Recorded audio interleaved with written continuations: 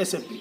Selamat pagi dan salam sehat untuk anak kami seluruhnya kelas 12 IPA SMA Santa Maria Kabanjahe. Anak-anakku yang kukasihi, hari ini kita akan melanjutkan pelajaran kebahasaan novel pada bagian pencitraan. Pada hari ini juga akan Bapak simpulkan seluruh bagian unsur kebahasaan dalam novel. Anak-anakku, tujuan pembelajaran kita adalah kita harus mengetahui unsur kebahasaan novel pada bagian majas dan pencitraan.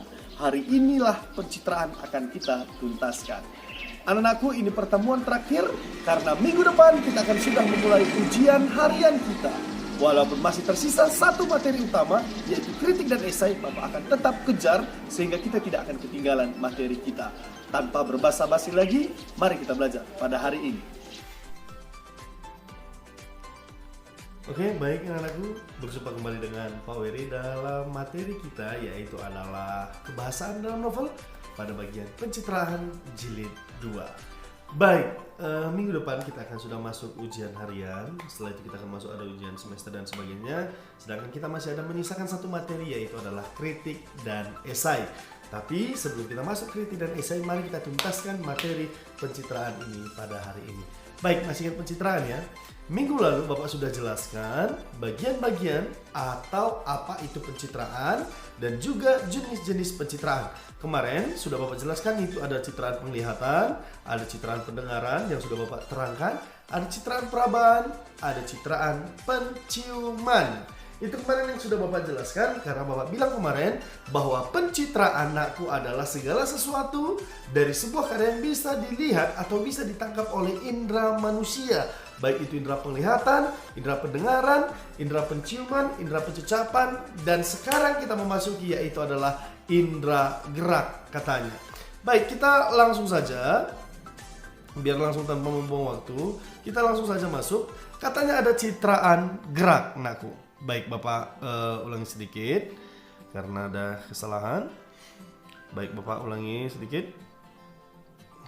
Baik, kita masuk ke dalam citraan gerak. Pertanyaannya adalah, Pak Wer, apa itu citraan gerak? Kan gitu. Baik, citraan tetap sama adalah segala sesuatu yang bisa ditangkap oleh indera kita. Citraan gerak artinya di sini katanya anakku adalah citraan yang menggambarkan sesuatu yang bergerak ataupun tidak bergerak, tetapi dilukiskan seolah-olah itu dapat bergerak. Bisa berupa benda hidup ataupun benda mati. Jadi kalau gerak berarti gerak itu ada sesuatu hal yang dilakukan yang memindahkan suatu hal dari satu tempat ke tempat lain. Atau misalnya ini, bergerak, tangan bergerak, kaki bergerak, dan sebagainya. Contohnya di bawah ini sangat jelas katanya, sang penari gemulai menyibak tirai. Menyibak tirai berarti ada seorang penari yang menyibak tirai. Berarti dia melakukan pergerakan. Ada contoh yang kedua, melambai daun-daun itu tertiup bayu. Melambai daun-daun, bergerak-gerak masuknya daun-daun itu. Nah, di sini juga terdapat majasnya. Majas apa ini aku adalah majas personifikasi. Benda mati seolah-olah memiliki sifat seperti manusia. Jadi ingat saja, citraan gerak itu adalah segala sesuatu yang bergerak, baik itu benda mati ataupun benda hidup dalam sebuah karya, terkhusus dalam sebuah novel yang kita baca. Baik, kita lanjut.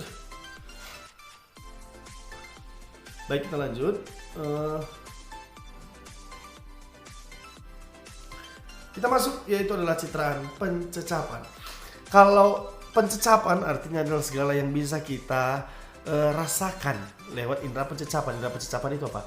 Yaitu adalah lidah kita. Jadi gampang saja, citraan pencecapan, nakku adalah citraan yang menggunakan gambaran indera pengecap kita. Yaitu indera pengecap ada lidah. Contoh, gula-gula itu memang manis. Dari mana kita tahu rasa dari sebuah gula-gula itu? Karena dirasakan oleh lidah kita. Pedas, asin, asam, itu segala sesuatu dirasakan oleh lidah kita. Maka kita bisa rasakan pencecapannya. Baik, kita masuk ke bagian yang terakhir, yaitu adalah citraan pemikiran pada bagian yang ketujuh. Citraan pemikiran adalah segala sesuatu yang bersumber atau berasalkan dari pemikiran seorang manusia. Jadi di sini ada proses yang dilakukan oleh seseorang, yaitu adalah proses memikirkan. Bisa saja kalau namanya memikirkan, berarti bisa saja belum melakukan sesuatu atau berniat atau harapannya. Contohnya katanya di sini apa? Cacing-cacing merenung. Ada kata merenung di sini. Merenung di situ, nakku, adalah suatu pemikiran yang dilakukan oleh cacing yang disebutkan di sini sebagai objek dari teks karya sastranya kali ini.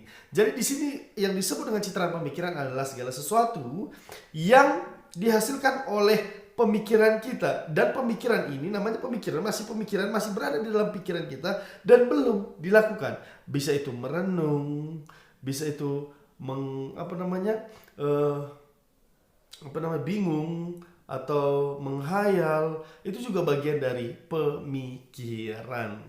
Atau misalnya, aku nanti pengen jadi apa ya setelah aku nanti tamat dari Santa Maria, aku nanti kuliah di mana, itu bagian dari citraan pemikiran. Jadi ini bukan sesuatu yang sulit, intinya bahwa kita selesai belajar mengenai pencitraan. Nakku, dari materi novel ini, inilah materi yang paling diminta pada kita, yaitu adalah kalian harus tahu adalah struktur dari sebuah unsur kebahasaannya. Dari unsur kebahasaan dari sebuah novel, unsur kebahasaannya ada terbagi dua. Yang pertama ada bagian majasnya, dan yang kedua ada bagian pencitraannya. Ini dua hal sudah kita pelajari, sudah Bapak temani dari awal sampai habis, dan demikianlah materi novel kita sudah selesai.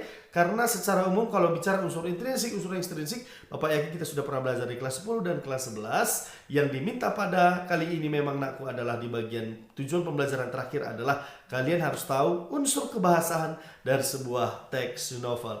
Baik, demikianlah nakku, jadi hari ini cukup singkat karena memang kalian akan persiapan ujian harian dimulai di hari Senin ini.